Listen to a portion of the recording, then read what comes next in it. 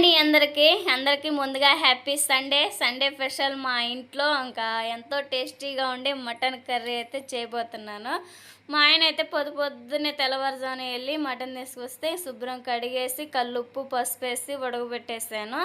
ఏంటి బావా మరి సండే స్పెషల్ ఏమేం చేశాను ఇంకా మటన్లోకి అంటే జొన్న రొట్టెలు చేయరాజీ అని చెప్పేశాడు. పిల్లలకైతే టిఫిన్ తీసుకొస్తే ముగ్గురు పిల్లలకి పెట్టేస్తూ ఉన్నాడు బావ అయితే. ఈలోపు అయితే నేను మటన్ కర్రీలోకి మసాలా కూడా మొత్తం నూరేసుకొని ఇంకా కూరగాయలు మొత్తం కూడా కట్ చేసేసుకున్నాను. ఈలోపు అయితే మటన్ ఉడక పెట్టేసుకున్నాం కదా, ఇంకా కర్రీ కూడా తాలింపు వేసుకోవాలి.